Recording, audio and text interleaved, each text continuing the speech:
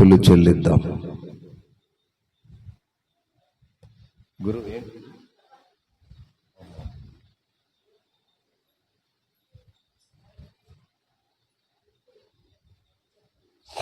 మంచిది.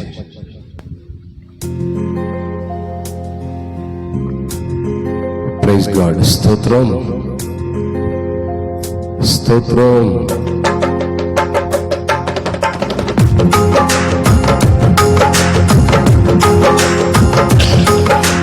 మన యొక్క పాటల పుస్తకంలో నుంచి 22వ కీర్తన పాడుకుందాం.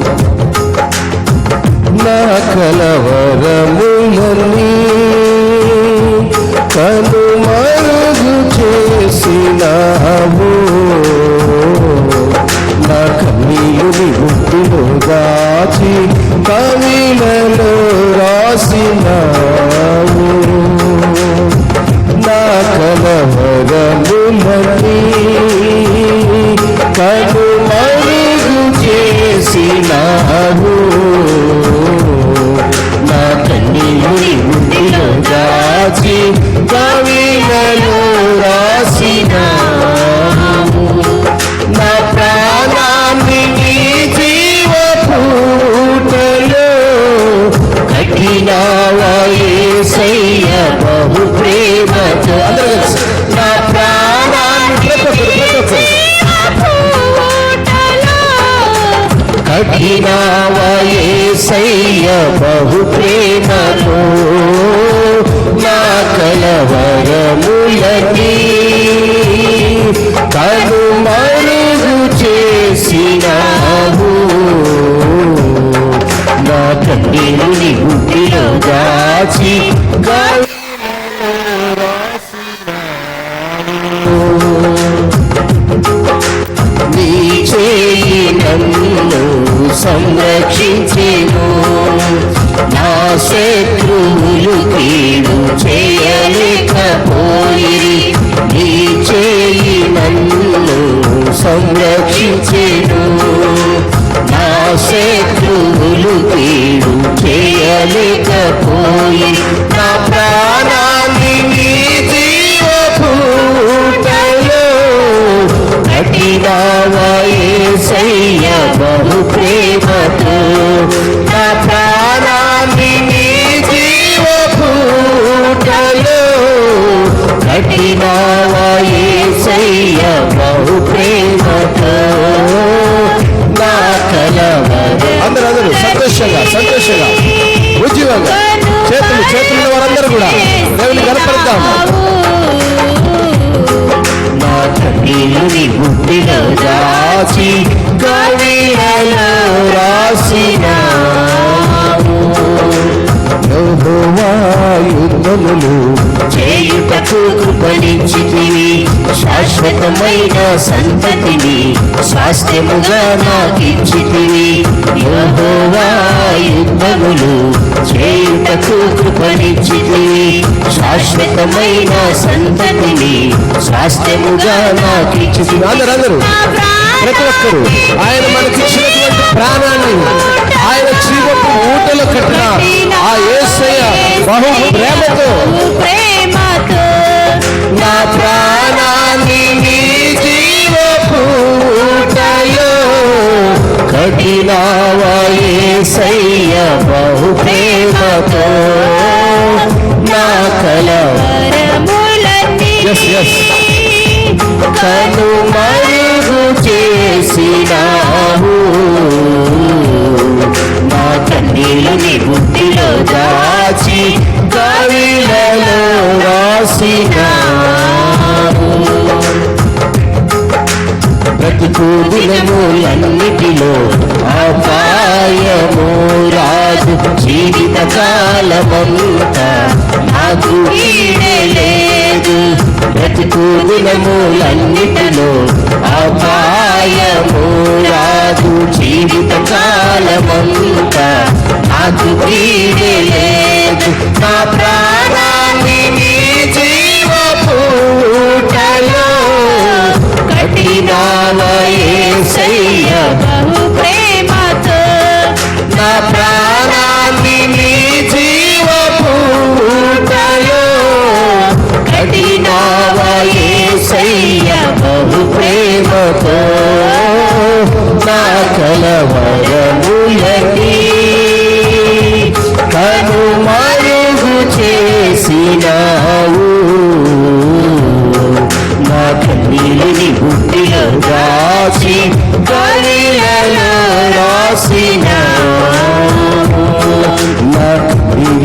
గుండెలో దాచి కవిలలో రాసినావు. Praise God. హల్లెలూయా, హల్లెలూయా. దేవుని ఘనమైన ఉన్నతమైన నామములో చేరొచ్చిన మీకందరికీ ప్రభునామున పరిశుద్ధ దినపు పునరుద్ధాన శుభాభివందనాలు. చాలా సంతోషం. ఈనాడు ప్రత్యేకంగా మన యొక్క వర్తమానము సామ్ చాప్టర్ 56 వర్స్ 1-13, కీర్తనల గ్రంథము 56వ అధ్యాయాన్ని మొదటి నుంచి మనము 13 వాక్యాలు చదువుకున్నాము. మనము చదువుకున్న ఈ వాక్యము, మనము పాడుకున్న ఈ కీర్తన, నేను అనుకుంటున్నాను పాట రాసిన దైవజనుడు ఈ కీర్తన ఆధారం చేసుకొని రాసింటాడు అని. ఈ కీర్తన యొక్క మూల ఉద్దేశం ఏంటంటే, చదవబడిన 56 కీర్తనలో దావీదును గాతులో పట్టుకున్నప్పుడు ప్రమాదకరమైన పరిస్థితిలో దావీదు గారు ఉన్నప్పుడు ఆయన కలవరపడుతున్నటువంటి ఆ విధానమే ఈ 56వ కీర్తన. గాతులో ఆయన ఎప్పుడైతే ఫిలిష్తీయుల చేతిలో చిక్కబడి ఉన్నాడో ఆ సమయంలో కలవరపడిపోతున్నాడు. కలవరపడిపోతూ ఆయన దగ్గర, అయ్యా ఈ సమయంలో నన్ను ఆదరించువాడు, నన్ను హక్కులో చేర్చువాడు, ఈ యొక్క భయంకరమైన పరిస్థితిలో ఫిలిష్తీయుల చేతిలో నేను చిక్కబడి ఉన్నాను, వీరి నుంచి నేను విడిపించబడుటకు లేదా వీరి నుంచి నేను తప్పించుకొనుటకు నీవే నాకు మార్గముగా ఉన్నావని ఆ నిస్పృహమైన పరిస్థితిలో, ఎటువంటి సహాయం లేని స్థితిలో, నిస్పృహలో ఉన్న స్థితిలో తను కలవరపడుతూ ఈ కీర్తనను రాసింటాడని వక్తల యొక్క ఉద్దేశం. ఆ మాదిరిగానే మనం గమనించినప్పుడు దేవుడు మన సమస్త కష్టాలను, దుఃఖాలను, శ్రమలను ఆయన చూస్తున్నాడు. ఆయనకన్నీ తెలుసు. అయితే లిఖితపూర్వకంగా వాటిని ఇందులో రాసించాడు. అంత మాత్రమే కాకుండా నమ్మకమైన ప్రతి విశ్వాసి కార్చే ప్రతి కన్నీటి బిందువును దేవుడు పదిలపరుస్తాడు. ప్రైజ్ గాడ్, హల్లెలూయా. నమ్మకమైన విశ్వాసి. చాలా జాగ్రత్తగా ఈ మాటను మనం పదే పదే పరిశీలించుకోవాలి. నమ్మకమైన విశ్వాసి. అనేక మంది ప్రార్థనలకు వెళుతుంటారు, మందిరాలకు వెళుతుంటారు. వారిలో విశ్వాసి ఉంటాడు, అవిశ్వాసి ఉంటాడు. అందులో ప్రత్యేకంగా నమ్మకమైన విశ్వాసి. నమ్మకమైన విశ్వాసి కార్చే ప్రతి కన్నీటి బిందువును ఆయన చూస్తూ ఉన్నాడు, పరిశీలిస్తున్నాడు, పరీక్షిస్తున్నాడు. ఆ విధముగా మరి ఈ కీర్తనలో దావీదు గారి యొక్క కలవరం, దావీదు గారి యొక్క నిస్పృహలో ఉన్న స్థితి, ఆ మొదటి వాక్యాన్ని మనం చూసినప్పుడు, దేవా నన్ను కరుణింపుము, మనుషులు నన్ను మృంగవలనని ఉన్నారు, దినమెల్ల వారు పోరాడుచు నన్ను బాధించుచున్నారు. అనేకులు గర్వించి నాతో పోరాడుచున్నారు, దినమెల్ల నా కొరకు పొంచి ఉన్నారు, నన్ను మృంగవలనని ఉన్నారు. నాకు భయము సంభవించి దినమున నిన్ను ఆశ్రయించుచున్నాను. చాలమ్మా నా ప్రియులారా, జాగ్రత్తగా ఆలకించాలి. భయము సంభవించే సమయంలో అంత పెద్ద రాజైనటువంటి దావీదు గారు ఎవరిని ఆశ్రయించాడు? దేవుణ్ణి ఆశ్రయించాడు.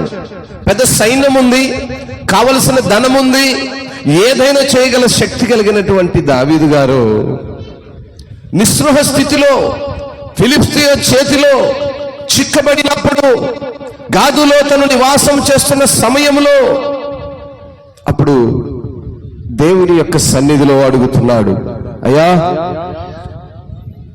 నాకు భయము సంభవించినప్పుడు ఆ దినమున నేను నిన్ను ఆశ్రయించుచున్నాను. ఎంత గొప్ప మాట అండి. ఈరోజు when I am afraid, I put my trust in you. ఎంతమంది ఈ రోజుల్లో భయము సంభవించినప్పుడు, మనిషి యొక్క హృదయములో కలవరం ప్రారంభమైనప్పుడు, నిస్పృహ స్థితిలో అపవాది చేతిలో చిక్కబడినప్పుడు, అంధకార సంబంధమైన కార్యముల చేత బంధించబడినప్పుడు, ఎవరు ఈనాడు దేవుని సన్నిధిలో, అయ్యా నేను నీ సన్నిధిలో ఉన్నాను, నాకు భయము సంభవించుకునేమునా, నన్ను ఆశ్రయించువాడవు నీవే. ఈరోజు ఎంతమంది ఆయన ఆశ్రయిస్తున్నారు? ఎంతమంది తన సొంత రక్షకునిగా అంగీకరించినప్పటికీ ఆయన పనడి ఆధారపడని విశ్వాసులు ఉన్నారు. అందుకే అంటాడు నమ్మకమైన విశ్వాసి. విశ్వాసులు అందరూ ఉంటారండి.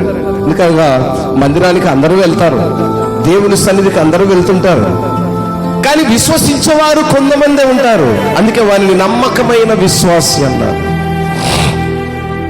నమ్మకమైన విశ్వాసి ఎప్పుడైతే దేవునిపై ఆధారపడతాడో, దావీదు గారు వలె నాకు భయము సంభవించు దినమున నేను నిన్ను ఆశ్రయిస్తున్నాను. నిన్ను ఆశ్రయించినప్పుడు నేను దేనిని బట్టి నేను ఆయన వాక్యమును కీర్తిస్తానంటే, దేవుని యందు నమ్మిక ఉంచున్నాను గనుక నేను భయపడను. ఎంతమంది హల్లెలూయా స్తోత్రం. ఎంతమంది ఆయన అంటున్నాడు, దేవుని బట్టి నేను ఆయన వాక్యమును కీర్తించి దేవుని యందు నమ్మిక ఉంచున్నాను గనుక నేను భయపడను. కీర్తనకారుడు దేవునికి భయపడుతున్నాడు, దేవుని ఉంచున్నాడు గనుక దేవునికి భయపడుతున్నాడు, ఆయన వాక్యమును కీర్తిస్తున్నాడు. ఆ సమయంలో అంటున్నాడు, నేను నీ వాక్యమును నమ్మి ఉన్నాను గనుక దేనికి భయపడలేదు. ఎవరైతే దేవుని వాక్యంపై నమ్మకం ఉంచున్నారో, దేవునిపై ఆధారపడి ఉన్నారో, ఎవరు కూడా ఎప్పుడు దేనికి భయపడరు.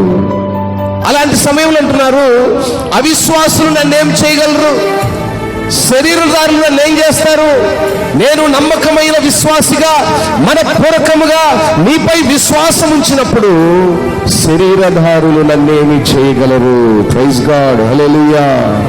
ఈరోజు శరీరధారులుగా ఉన్న మనము మనపూర్వకమైనటువంటి నమ్మకాన్ని కలిగి ఉండి ఆపత్కాలమున ఆయనపై ఆధారపడే వారముగా ఉన్నారు, ఆయన ఆశ్రయించే వారముగా ఉన్నారు, ఆయన మనకు రక్షముగా కేడముగా ఉన్నాడనే విషయాన్ని మనము ఎరిగిన వారముగా ఉన్నాం.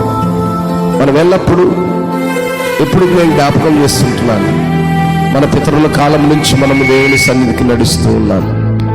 కానీ మన విశ్వాసం మనపూర్వకంగా ఉంటుందా? మన విశ్వాసము దేవునికి ఇష్టమైనదిగా ఉంటుందా? నమ్మకమైన విశ్వాసిగా మనం ఉంటున్నామా? ఈరోజు మనము ప్రశ్నించుకోవాలి, మన విశ్వాసము దావీదు గారి వలె ఉందా? ఆయన చిక్కబడినాడు ఫిలిష్తీయుల చేతిలో, పట్టబడిన సమయంలో నిస్పృహ స్థితిలో, తప్పించుకోలేని పరిస్థితిలో కలవరపడుతూ దేవుని సన్నిధిలో ప్రార్థిస్తున్నాడు, దేవుని సన్నిధిలో అడుగుతున్నాడు. అందుకే మనం కీర్తన పాడుకున్న ఆ భాగము 8వ వచనాన్ని చూస్తే, నా సంచారములను నీవు లెక్కించి ఉన్నావు, నా కన్నీళ్లు నీ బుడిలో నుంచబడి ఉన్నవి, అవి నీ కవిలలో కనబడను గదా. నిజంగా కీర్తనకారుడు ఈ అధ్యాయమును ఆధారం చేసుకుని రాసింటాడు ఈ యొక్క పాటలో. నేను నమ్ముతున్నాను, తను కలవరపడినప్పుడు ఆ కలవరములన్నీ మరుగు చేసేదాని నిమిత్తమై ఆయన మన కన్నీళ్లను తన బుడ్డిలో దాచి ఉన్నాడని కీర్తనకారుడు విశ్వసిస్తున్నాడు. ఎస్, ఈరోజు మనం కూడా ఎస్ లాడ్, నేను కూడా అటువంటి విశ్వాసాన్ని, ఆ నమ్మకాన్ని కలిగిన వాడనుగా, కలిగిన దాననుగా ఉండాలి. మా పితరుల కాలం నుంచి మేము దేవుని సన్నిధికి వెళుతున్నాము, కేవలము విశ్వాసులుగా మాత్రమే ఉంటున్నాము. నమ్మకమైన విశ్వాసి, నా యొక్క విశ్వాసము నమ్మకమైనదిగా ఉండాలి. దావీదు గారి వలె ఉండాలి. ఆ విశ్వాసం మనలో ఉందా? అభయ పరిస్థితిలో, భయము సంభవించే దినములలో, అనానుకూల పరిస్థితిలో దేవుని యొక్క కృప మనకు కొన్ని సమయములో ఆలస్యముగా అందిన సమయంలో నువ్వు నమ్మకమైనటువంటి నీ విశ్వాసము ఆపత్కాలంలో కూడా త్రొట్టిల్లకూడదని వాక్యం సెలవిస్తాం.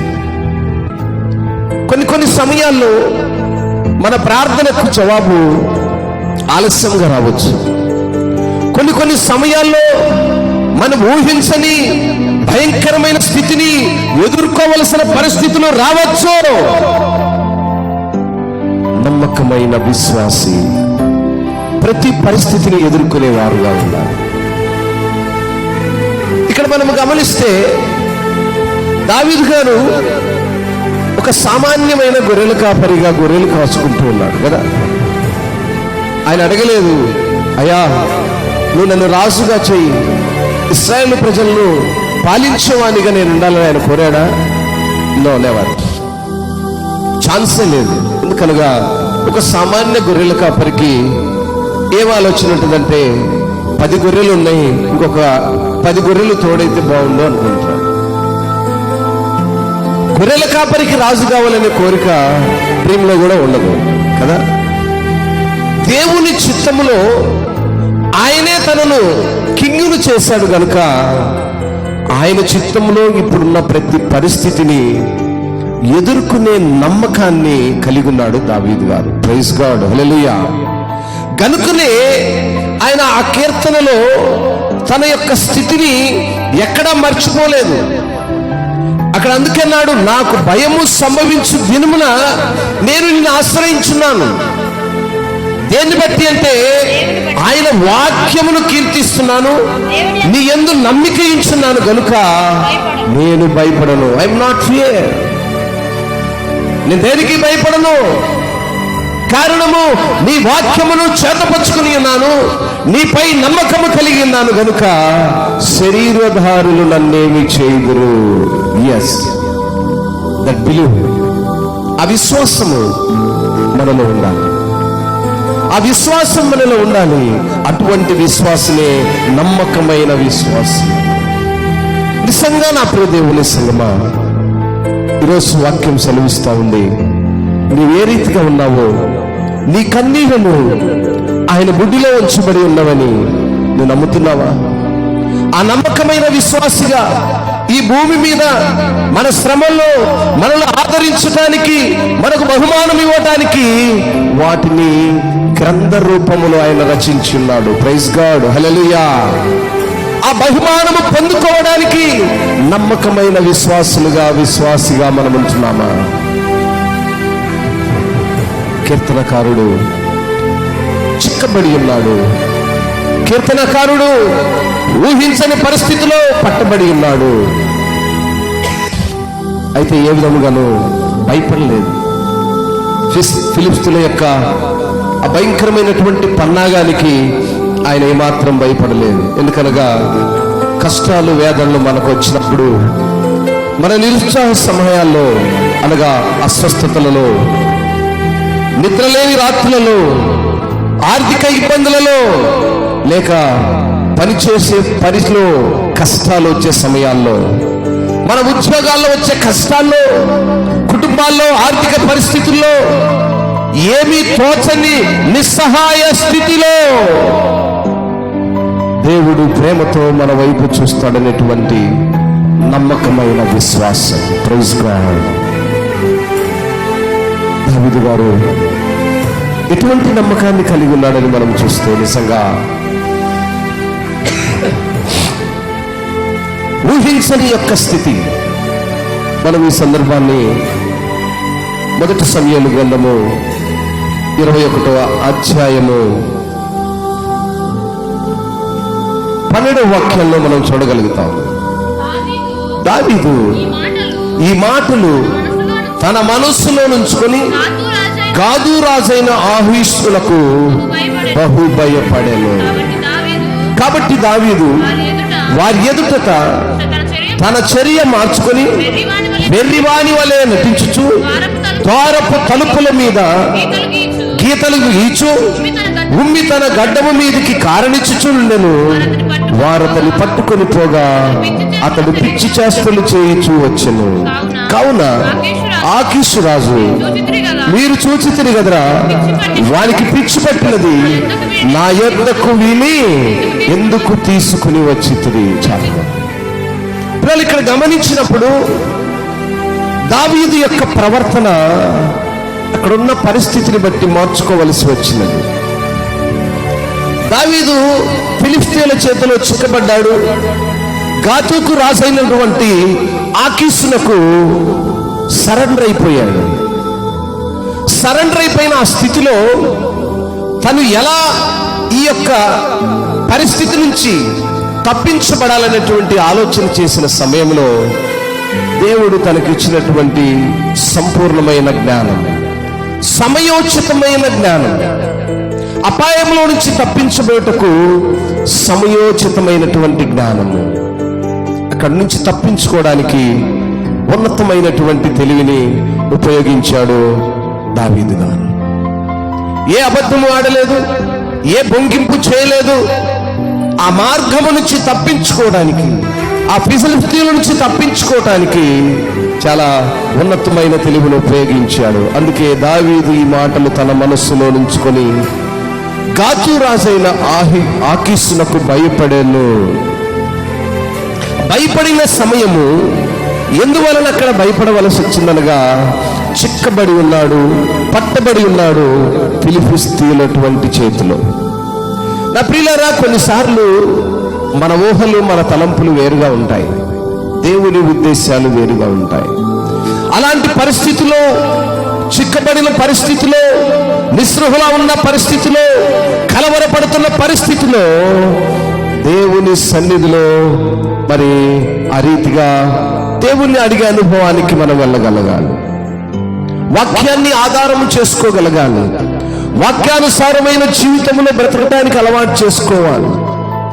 57వ కీర్తన మొదటి మాటలో కూడా రాయబడి ఉంటుంది ఆ మాటకు, నన్ను కరుణింపును దేవా, నన్ను కరుణింపును, నేను నిన్ను శరణుజొచ్చి ఉన్నాను, ఈ ఆపదలు తొలగిపో వరకు నీ రెక్కల నీడను శరణుజొచ్చి ఉన్నాను.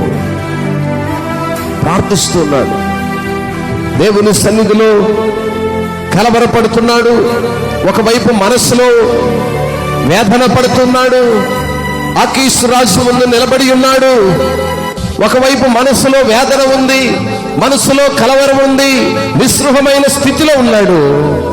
సమయానికి తనకు కలిగిన ఆ సమయోచితమైనటువంటి ఆలోచన ద్వారా అక్కడి నుంచి తప్పించబడ్డాడు. ప్రియులారా, మనం గమనించినట్లయితే కొన్నిసార్లు మనకు వచ్చేటువంటి అనానుకూల పరిస్థితులను ఎదుర్కోవడానికి దేవుని సహాయాన్ని కోరుకునే వారముగా ఉండాలి. దేవుని సహాయము కొరకు ఎదురు చూసే వారముగా ఉండాలి.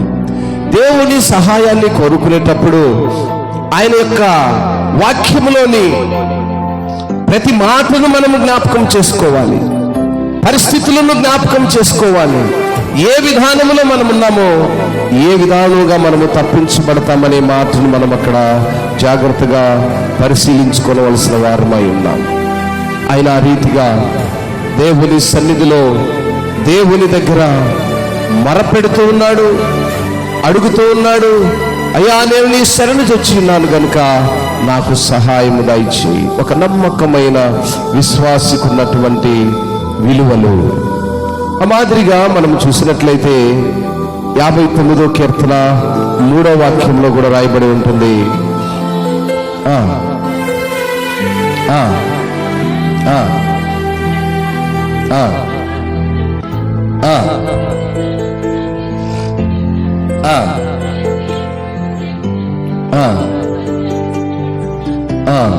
చాలు. ప్రియరా, ఈ మాటను గమనిస్తే ఒక శత్రువు మీద మనకు విజయం కావాలన్నప్పుడు ఇక్కడ నా ప్రాణము తీయవల్లని వారు పొంచి ఉన్నారు యెహోవా, నా దోషమును బట్టి కాదు, నా పాపమును బట్టి కాదు, ఊరకయే బలవంతులు నా పైన పోగుబడి ఉన్నారు. నా యందు ఈ అక్రమమును లేకున్నను వారు పరుగులెత్తి సిద్ధపడుచున్నారు, నన్ను కలుసుకొనుటకై మేల్కొనుము. కీర్తనకారుడు ప్రతి భాగంలోనూ అడుగుతూనే వస్తున్నాడు, ఎక్కడా దేవుణ్ణి మర్చిపోలేదు. 71వ కీర్తన 10వ వాక్యంలో కూడా రాయబడి ఉంటుంది. 71వ కీర్తన 10వ వాక్యం.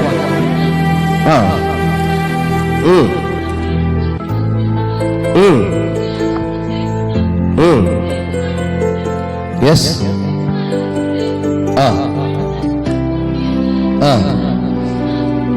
చాలమ్మా. నా ప్రియులారా, గమనించినప్పుడు నా శత్రువులు నన్ను గూర్చి మాట్లాడుకుంటున్నారు, నా ప్రాణము కొరకు పొంచి ఉన్నారు, కూడి ఆలోచన చేయించున్నారు. శత్రువు యొక్క పన్నాగములను ముందుగానే పసిగట్టిన వాడుగా ఉన్నాడు దావీదు. ఫిలిష్తీయుల చేతిలో చిక్కబడినప్పుడు, పట్టబడినప్పుడు, నిస్సహాయ స్థితిలో ఉన్నప్పుడు, కలవరపడుతున్నప్పుడు, ఒకవైపు ఆకీషు రాజు ముందు ఒక ఖైదీ వలె నిలబడినప్పటికీ తన హృదయంలో సమయోచితమైన జ్ఞానాన్ని ఆలోచిస్తున్నాడు. దేవునితో మాట్లాడుతున్నాడు, ప్రార్థిస్తున్నాడు, ఆయన శరణు జొచ్చి ఉన్నాడు. ఆయన తన యొక్క హృదయమందు ప్రతి విషయమును జ్ఞాపకం చేసుకుంటున్నాడు, ప్రాణముతో మాట్లాడుకుంటున్నాడు, ఆలోచన చేస్తున్నాడు. నా ప్రాణము కొరకు పొంచి ఉన్నవారు కూడి ఆలోచన చేస్తున్నారు. తన ఆలోచన చేస్తున్నాడు, అయ్యా ఈ రీతిగా ఫిలిష్తీయులైనటువంటి వీరి చేతిలో నేను చిక్కబడి ఉన్నాను గనుక నాకు సమయోచితమైన జ్ఞానాన్ని దయచేయి. కొన్నిసార్లు మనం పట్టబడినప్పుడు, అపవాది శోధనలు మనం వెంటాడుతున్నప్పుడు దేవుని యొక్క సన్నిధానాన్ని మనం కోరుకోవాలి, దేవుని యొక్క అవసరతను మనం కోరుకోవాలి. నేను భయపడను, శత్రువుకు భయపడడానికి నేను సామాన్యమైన మానవుని కాదు, నా యందు దేవుని యొక్క కృప ఉన్నది, శరీరదారులు నన్ను ఏం చేస్తాననేటువంటి దృఢ విశ్వాసం మనకు కావాలి. కొన్నిసార్లు అనానుకూల పరిస్థితులు ఖచ్చితంగా మనకు ఎదురవుతుంటాయి. అలాంటప్పుడే మనము దేవుని యందు నమ్మిక ఉంచాలి. క్రైస్తవుడు అన్ని కలిగి ఉంటేనే క్రైస్తవుడు కాదండి, శ్రమలు లేకపోతే క్రైస్తవుడే కాదు. నేను అనేక మార్లు చెప్తుంటాను, శ్రమలు ఉండాలి, ఓర్చుకోగల శక్తి ఉండాలి. అపవాది శోధిస్తూ ఉండాలి, ప్రార్థించే అనుభవం ఉండాలి. అనానుకూల పరిస్థితులు ఎదురవుతుండాలి, అపవాదిని శోధించేటువంటి శక్తిని, జ్ఞానాన్ని దేవుని దగ్గర నుంచి పొందుకునే నమ్మకమైన విశ్వాసిగా మనం ఉండగలగాలి. కీర్తనకారుడు తన యొక్క ప్రతి పరిస్థితిలోనూ ఎక్కడ కూడా దేవుణ్ణి అడుగుతూ వచ్చాడు. నేను నీ సన్నిధానంలో ఉన్నాను, ఒదిగి ఉంటున్నాను, కానీ అనేక పరిస్థితులు నన్ను వెంటాడుతున్నాయి. నీ చిత్తంలో నన్ను జ్ఞాపకం చేసుకో, ధైర్యాన్ని ఇవ్వు, సహాయాన్ని ఇవ్వు, సమయోచితమైన జ్ఞానాన్ని ఇవ్వు. హల్లెలూయా. దేవుని సన్నిధిలో సమయోచితమైన జ్ఞానాన్ని అడిగేవారముగా ఉండగలగాలి. ఆ ఉన్న పరిస్థితిలో ఉన్న పాటుగా మనం ఆయన అడగగలగాలి. ఏమండి, శ్రమలు ఎప్పుడు వస్తాయి? చెప్పొస్తాయా? సిద్ధంగా ఉండి 2 రోజుల ముందు నీకు శ్రమలు వస్తున్నాయని వస్తాయా? మరణాలు చెప్పొస్తాయా? ఆపదలు చెప్పొస్తాయా? ఏవి కూడా మన ముందు అన్ఎక్స్పెక్టెడ్గా వస్తాయి. మనం ఊహించినది ఒకటైతే మరొకటి జరుగుతుంది. అలాంటి స్థితిలో ప్రార్థించాలి. అలాంటి స్థితిలోనే మనము నమ్మకమైన విశ్వాసాన్ని కనపరచాలి. ఎన్నో అనానుకూల పరిస్థితులు ఖచ్చితంగా ఎదురవుతాయి. అదేదైనను, మరణమైనను దేవునికి ఇష్టమనాలి. Praise God. హల్లెలూయా. పౌలు గారు అంటారు కదా, నేను బ్రతికితే క్రీస్తు కొరకే బ్రతుకుతాను. నిజంగా క్రీస్తు కొరకే బ్రతకాలి, క్రీస్తు కొరకే మరణించాలి. ఆయనపై మనకున్న నమ్మకమైన విశ్వాసాన్ని, దృఢమైన విశ్వాసాన్ని కనపరచాలి. అప్పుడే నువ్వు నిజమైన క్రైస్తవుడిగా, క్రైస్తవురాలిగా ఆయన లేఖనాల్లో సెలవిస్తున్నాడు. నా కన్నీళ్లు నీ బుడ్డిలో, నీ సీసాలో దాచావయ్యా. నిజంగా మన కన్నీరును చూస్తున్నాడు, మన ఆపదను చూస్తున్నాడు. మన కొరకు సహాయకారిగా ఉన్నాడు. మనలో ఉన్న విశ్వాసము అపవాది శోధించినప్పుడు, అనానుకూల పరిస్థితులు ఎదురైనప్పుడు, నీ ఊహించినవి జరగనప్పుడు ఆయన వైపు చూడు. ఆయన వైపు చూడే ధైర్యాన్ని, ఆయన వైపు చూసి ఆయన నుంచి పొందుకున్నటువంటి ఆ నమ్మకమైన శక్తి కలిగినటువంటి కృప కొరకు ఎదురు చూడాలి. ఎస్, అడగాలి. అవునైనా ఆ శక్తి నాకు, ఆ శక్తి నాకు. ఆ శక్తిని మనము కోల్పోతే మనం ఒక సామాన్యమైన విశ్వాసం, ఒక సామాన్యమైన విశ్వాసం. అవును, ఆయన నమ్మకమైన విశ్వాసిగా, దేవునిపై ఆధారపడిన విశ్వాసిగా, వాక్యం ద్వారా ఆయన మాట్లాడిన ప్రతి మాటను మనం పరిశీలించుకున్నప్పుడు, ఆయన నేను ఏ స్థితిలో ఉన్నాను, నా యొక్క విశ్వాస పరిమాణం ఏ రీతిగా ఉంది, నా భక్తి జీవితం ఏ రీతిగా ఉంది, నా కన్నీళ్లు నీ బిడ్డలో దాచి ఉన్నావని నమ్మకమైన విశ్వాసిగా నేను లోకంలో నివాసము చేస్తున్నానా? విశ్వాసులని చెప్పుకుంటూ అవిశ్వాస కార్యముల చేత లోకములో ఉన్న ప్రతి కార్యమును నమ్ముతూ అపవాదికి సమయాన్ని ఇస్తూ సాతాను బోధలకు, సాతాను సంబంధమైన కార్యాలకు లోనవుతున్నానా? ఈరోజు వాక్యం మాట్లాడుతుంది, నువ్వు నమ్మకమైన విశ్వాసమై నువ్వు కార్చే ప్రతి కన్నీటి బిందువును దేవుడు పదిలపరుస్తాడట. ఎస్, మనం నమ్మకమైన విశ్వాసమై కన్నీరు విడిచి ఆయన వైపు చూస్తూ, అయ్యా ఇదిగో నేను ఈ స్థితిలో ఉన్నాను, నేను నీకు నమ్మకమైన విశ్వాసిగా ఉండాలని ఆశపడుతున్నాను, నమ్మకమైన విశ్వాసిగా బ్రతకాలని తీర్మానం చేసుకున్నాను. అయినప్పటికీ అపవాది నన్ను శోధిస్తున్నప్పుడు, సాతాను అంధకార సంబంధమైనటువంటి కార్యములు లోకములో సంచారం చేస్తూ నన్ను లోకం వైపు లాగుతున్నప్పుడు నాకు సమయోచితమైన జ్ఞానాన్ని అడగాలి. అయ్యా, నాకు సమయోచితమైన జ్ఞానము కావాలి. సమయోచితమైన జ్ఞానము కొరకు దావీదు గారు ఏ రీతిగా, నేను భయపడను, ఎందుకనగా నీవు నాకు తోడుగా ఉన్నావు, నీ పైన నా విశ్వాసం కనపరుస్తున్నానని ఏ రీతిగా ఆయన భయపడకుండా ఆకీష్ రాజు ఎదురుగా ధైర్యముగా నిలబడి సమయోచితమైనటువంటి జ్ఞానాన్ని కోరుకున్నాడో, ఈనాడు నీవు నేను మనం కూడా దేవుని సన్నిధిలో సమయోచితమైన జ్ఞానాన్ని అడగాలి. ప్రతి అపవాది అంధకార శక్తులను అడ్డగించడానికి కావలసిన శక్తిని అడగాలి. అటు కృపలో మనం వెళ్ళాలి అంటే దావీదు వారికి కలిగినటువంటి ప్రతి కలవరాన్ని బట్టి వాక్యాన్ని మనం విశ్వసించాలి. అందుకే 10వ వాక్యం ఉంది కదా, దేనిని బట్టి నేను ఆయన వాక్యమును కీర్తిస్తున్నానంటే యెహోవాను బట్టి ఆయన వాక్యాన్ని కీర్తిస్తున్నాను. నేను దేవుని యందు నమ్మిక ఉంచి ఉన్నాను, నేను భయపడను, నరులు నన్నేమి చేయగలరు. మరొక భాగంలో శరీరులు నన్నేమి చేయగలరు అని మాట్లాడుతుంది. కాబట్టి శరీరధారులు ఉన్నటువంటి అందరూ కూడా నమ్మకం ఉంచిన విశ్వాసి వేరు చేయబడిన వాడని అర్థం. ఏమండి, అవిశ్వాసైనను విశ్వాసైనను శరీరధారులే కదా, శరీరధారులే. కానీ నమ్మకమైన విశ్వాసి, వేరు చేయబడిన విశ్వాసి అనేటువంటి మాటను ఇక్కడ ప్రత్యేకముగా మరి దావీదు భక్తుడు కనపరుస్తున్నాడు. దేవా, నీవు మరణములో నుండి నా ప్రాణమును తప్పించి ఉన్నావు, నేను జీవపు వెలుగులో దేవుని సన్నిధిని సంచరించినట్లు జారి పడకుండా నీవు నా పాదములను, ఎస్ ప్రైజ్ గాడ్,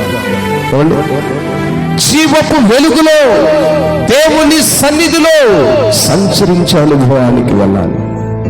జీవపు వెలుగు, చీకటి సంబంధమైన వెలుగులో కాకుండా ఆత్మ సంబంధమైనటువంటి క్రియల్లో ఎప్పుడైతే మనం ఉంటామో అది జీవపు వెలుగు.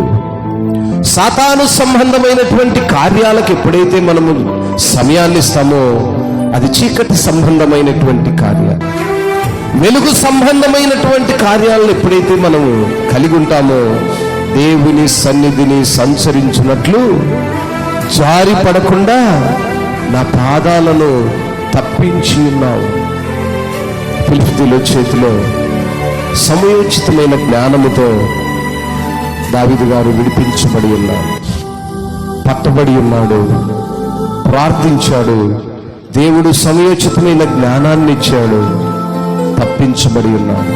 అప్పుడు అంటున్నాడు, నేను జీవపు వెలుగులో దేవుని సన్నిధిని సంచారము చేసేలాగున నేను అపవాది చేతిలో చిక్కబడకుండానట్లు నా పాదములను తప్పించి ఉన్నావు. నేను నీకు మొక్కుకుని ఉన్నాను, నేను నీకు స్తుతి యాగములను అర్పించాను. దేవునికి మొక్కాలి, మొక్కుబడులు చెల్లించాలి, స్తుతి యాగములు చేసేవారుగా ఉండాలి, సమర్పించేవారుగా ఉండాలి, సమర్పణ హృదయం కలిగిన వారుగా ఉండాలి. ఇచ్చుటలోను, పరిచర్య చేయుటలోను, సంఘాభివృద్ధిలోను సమర్పణ కలిగిన విశ్వాసిగా ఉండాలి. అటువంటి వారిని నామకార్థ క్రైస్తవులు అంటారు. నామకార్థ క్రైస్తవులే కాక నమ్మకమైన క్రైస్తవులుగా సంఘాల్లో మనం ఉండాలి. గ్రామంలో మనం నివాసం చేస్తున్నామంటే ఆ ఫలానా అక్క, ఫలానా కుటుంబం అన్నప్పుడు వారు నమ్మకమైన విశ్వాసులు. ఫలానా అక్క, ఫలానా కుటుంబము వారు కేవలము నామమాత్రపు క్రైస్తవులు. చూడండి ఎంత వ్యత్యాసం కనపడుతుందో. ఈనాడు గ్రామాల్లో, సమాజంలో, సంఘంలో మనం నివసిస్తున్నప్పుడు మన యొక్క ప్రవర్తన పరివర్తన చెందుతుందా? మన యొక్క ఆత్మీయ జీవితం ఏ రీతిగా ఉందో పరిశీలించుకోవడానికి ఈ రెండు మార్గాలే కనపడతాయి. ఎవరైనా గ్రామాన్ని దర్శించినప్పుడు గ్రామంలో ఫలానా కుటుంబము, ఫలానా వ్యక్తులు ఏంటి అన్నప్పుడు వాళ్ళ నామమాత్రపు క్రైస్తవులు,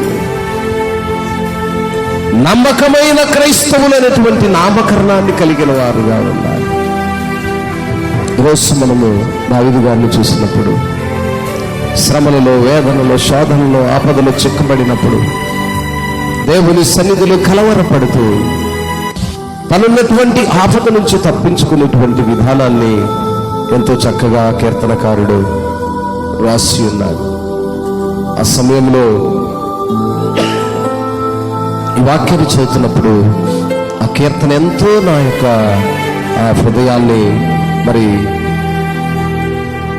స్పందించేదిగా, తాకినట్లుగా, బ్రతుకు దినములన్నిటిలో అపాయమేమి రాదు, నా జీవిత కాలమంతా నా కీడుండదు. ఎస్, దేవుని ఆశ్రయించినప్పుడు అపాయమైనను అది మేలుగా ఎంచాడు, కీడైనను అది మేలుగా ఎంచాడు.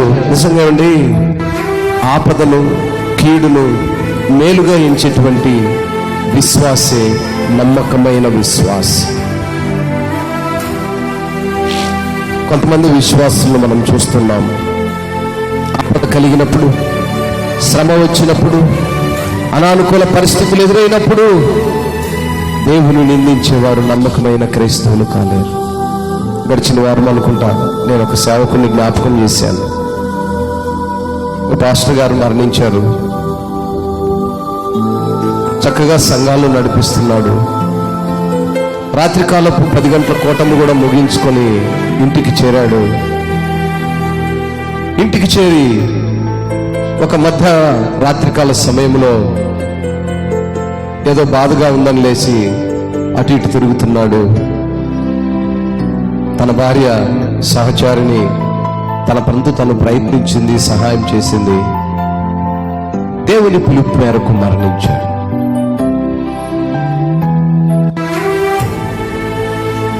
ఇప్పుడు ఆ తల్లి యొక్క పరిస్థితి ఏ రీతిగా ఉంటుందో చెప్పండి. ఇప్పుడు ఆమె ఏం చేయాలి? ఏమి దేవుడు, నా భర్త మంచి దైవజనుడుగా అనేక మందికి సువార్తను ప్రకటిస్తూ, అనేక మందికి సేవాభారము కలిగి బాప్తీసాలు ఇస్తూ, అనేక సంఘాలను నడిపిస్తూ, ఈ సమయమందు కూడా వాక్యాన్ని బోధించొచ్చినటువంటి నా భర్తను దేవుడు తీసుకున్నాడు. ఇక దేవుడు లేడు నాకు అనాలి కదండి? అనాలి వద్దా? అనాలి. అంటున్న వారు లేకపోలేదు. అటువంటి వారిని విశ్వాసులు అంటారు. అలా మాట్లాడిన వారిని విశ్వాసులు అంటారు. నమ్మకమైన విశ్వాసి ఎలా ఉండాలంటే, నేను తర్వాత కూడా గమనించాను, ఆ తల్లి అంటుంది, ఆయన విడిచిన పరిచర్యను నేను కొనసాగిస్తాను. దేవుని పిలుపు మేరకు ఆయన వెళ్ళాడు కనుక నేను చింతిస్తలేను, నేను బాధపడతలేను, నేను భయపడతలేను, దేవుని కార్యాన్ని కొనసాగిస్తాను. ప్రైజ్ గాడ్, హల్లెలూయా. దేవుడు నాకేదో అన్యాయం చేశాడు, నా భర్తను తీసుకెళ్ళాడు, ఆయన గొప్ప సేవకుడుగా ఇక్కడ ఉన్నాడని ఆమె దేవుని నిందించలా. యోబు గారిని నమ్మిందేమో, పరిశుద్ధ గ్రంథాన్ని నమ్మిందేమో, తన భర్త యొక్క సేవ జీవితాన్ని నమ్మిందేమో. నమ్మకమైన సాక్షిగా నిలబడి ఈరోజు సంఘాన్ని నడిపించడానికి సిద్ధపాటు చేసుకున్న తల్లి. ప్రైజ్ గాడ్, హల్లెలూయా. అటువంటి నిబ్బరము కలిగినటువంటి విశ్వాసిగా ఉన్న వాళ్ళే నమ్మకమైన విశ్వాసులు. ఈ లోకం ఎవరికి శాశ్వతమండి? కొంతమంది అనుకుంటుంటారు, నాకున్న ధనమును బట్టి, నాకున్న బలమును బట్టి, నాకున్న ఉద్యోగాన్ని బట్టి, నాకున్న ఆర్థిక పరిస్థితిని బట్టి, నేను అనుభవిస్తున్న అనుభవాన్ని బట్టి నాకు ఎవరితో ఏమి పని లేదు, దేవునితో నాకు పనే లేదు గర్విస్తూ ఉంటారు. తనకున్న సంపదను బట్టి గర్విస్తుంటారు, తనకున్న అనుకూల పరిస్థితులను బట్టి గర్విస్తుంటారు. గర్విష్ఠుల యొక్క అహంకారమును ఒక దినమున దేవుడు అనగగొడతాడు. ఏ మనుష్యుడు కూడా సమాజంలో గర్వపడటానికి వీలు లేదు. నువ్వు ఏ స్థితిలో ఉన్నాను, ఒదిగిన స్థితిలో ఉండవలసిందే. కానీ నువ్వు హెచ్చించబడినావా, నీకు సమయం దగ్గర పడిందని అర్థం. ఏ స్థితిలోనైనా ఆయన హెచ్చించబడాలి, మనము తగ్గించబడాలి. నా ప్రియ దేవుని సంగమా, ఏ స్థితిలో ఉన్నా దేవుని నిందించడానికి మనము ఏ అర్హత కలిగిన వారము కాము అనే విషయాన్ని ఎల్లప్పుడూ జ్ఞాపకం చేసుకోవాలి. ఎవడు పరిశుద్ధుడు, ఎవడు నీతిమంతుడు, ఎవడు పరలోక రాజ్యమును స్వతంత్రించుకోగలడు అన్నప్పుడు ఎవనికి అర్హత లేదు. ఏ ఒక్కడు నీతిమంతుడు లేడు. అందరూ పాపం చేసి దేవుడు అనుగ్రహించిన మహిమను పొందలేకపోయాడని వాక్యంలో చక్కగా ఆయన సెలవిచ్చాడు. తనకు తానుగా ఎవరు పడితే వారు నేను గొప్పవాను, నేను గొప్పదానని, నా సంపదను బట్టి, నా అధికారం బట్టి, నా ధనమును బట్టి, నాకున్న అవకాశమును బట్టి గర్వపడే వారి గర్వంలో అణుచువాడు ఆయన. కనుక నా ప్రియ దేవుని సంగమా, కీర్తనాకారుడు కలిగినటువంటి ఒదిగిపోయే స్వభావం, తగ్గింపు కలిగిన స్వభావం, ప్రతి క్షణము దేవుని తన హృదయములో ఉంచుకొని అది మేలైలను కీడైలను నీ చిత్తమే అని ఒదిగిపోయిన వారే నమ్మకమైన విశ్వాసి. అట్టి కృపలో మనం ఉండగలిగినప్పుడే మన ఆత్మీయ జీవితము దేవునికి ఇష్టమైనదిగాను, మనం ఏ స్థితిలో ఉండి ప్రార్థించినను ఆ స్థితిలో మనల్ని ఆయన ఆదుకోవడానికి, ఆ స్థితి నుంచి తప్పించడానికి, ఆ స్థితిలో నీకు కావలసినటువంటి సమయోచితమైన జ్ఞానము. మనము లోకంలో ఉన్నాము, మనుషుల మధ్యలో ఉన్నాము, చాలా జాగ్రత్తగా బ్రతకాలని లేఖనాలు సెలవిస్తున్నాయి. ఆ బ్రతుకుతున్నప్పుడు, మాట్లాడుతున్నప్పుడు, నలుగురిలో నడుస్తున్నప్పుడు వారి యొక్క విధానాన్ని బట్టి, వారితో మాట్లాడుతున్న విధానాన్ని బట్టి సమయోచితమైన జ్ఞానము చాలా అవసరం. నిన్నటి దినమున ఒక చిన్న కూటం జరిగింది మార్కాపురంలో. వాక్యము బోధిస్తున్నాను. ఒక కుటుంబము పిల్లలతో ఆడుకుంటున్నారండి. పిల్లలతో ఆడుకుంటున్నారు. వాక్యాన్ని బోధిస్తున్నప్పుడు ఆటపాటలతో నువ్వు చేసేటువంటి కార్యములకు ఒక దినమున దేవుడు నీకు తీర్పునియబోతున్నాడు. ప్రైజ్ గాడ్, హల్లెలూయా. జాగ్రత్త సుమా. దేవుని సన్నిధిలో ఉంటున్నప్పుడు, దేవుని మాటలు వింటున్నప్పుడు, దైవజనులు బోధిస్తున్నప్పుడు నీ ఇష్టానుసారమైనటువంటి జీవితాన్ని అనుసరించగలిగితే ఒక దినమున భయంకరమైనటువంటి తీర్పులోనికి వెళతావు. నేను రాత్రికాల సమయంలో పుచ్చకాయపల్లి అనేటువంటి గ్రామంలో వివాహము జరుగుతూ ఉంది. ఆ వివాహానికి వాక్యం చెప్పమని పిలిచినప్పుడు అందరూ కూర్చున్నారు. వర్షము బీభత్సంగా పడింది. దేవుని కృపలో 6 గంటల తర్వాత నుంచి నిమ్మలించింది. నేను ప్రార్థిస్తున్నాను వెళ్ళిన దగ్గర నుంచి, ప్రభువా, ఈ బిడ్డలు ఎంతగానో ప్రయాసపడి ఎంతో ధనముని హెచ్చించి ఎంతో ఆర్భాటముగా ఈ యొక్క వివాహ కార్యక్రమాన్ని ఏర్పాటు చేసుకున్నారు. ఏ స్థితి లేని పరిస్థితిలో అన్ని మందిరంలోకి ఏర్పాటు చేసుకున్నారు. చక్కని ఆర్కెస్ట్రా, సౌండ్ సిస్టమ్ చాలా చక్కగా, ఇలాగే మన మందిరం లాగానే ఉంటుంది. పక్కన ప్లేస్ ఉంది, అందులో స్టేజ్ డయాస్ ఏర్పాటు చేసుకున్నారు. ఒక 10 నిమిషాలు అదే డయాస్ మీద కూర్చున్నాము, ప్రార్థన చేస్తున్నాం. ప్రభువా, వాతావరణాన్ని నిమ్మలించు, ఈ డయాస్లోనే వివాహం జరగాలి. దేవుడు మిమ్మల్ని పరిచాడు. Praise God. వాక్యాన్ని బోధించాడు. చాలా మంది క్రైస్తవుల యొక్క జీవితాల్లో వాక్యం చెప్పేటప్పుడు చాలా అల్లరి చేస్తుంటారండి. కారణం ఏంటంటే అటువంటి వారినే విశ్వాసులు అన్నారంతే. విశ్వాసికి, నమ్మకమైన విశ్వాసికి చాలా వ్యత్యాసం ఉంటుంది. నమ్మకమైన విశ్వాసి చాలా భయంతో, భక్తితో ఉంటాడు. విశ్వాసి ఏం చేస్తాడంటే నలుగురితో పాటు ఉంటాడు. ఆ నలుగురు వచ్చారు, నేను వచ్చాను, నలుగురు కూర్చున్నారు, నేను కూర్చున్నాను అనే వాడికి తీర్పు తప్పదు. నమ్మకమైన విశ్వాసిగా ఉండాలి.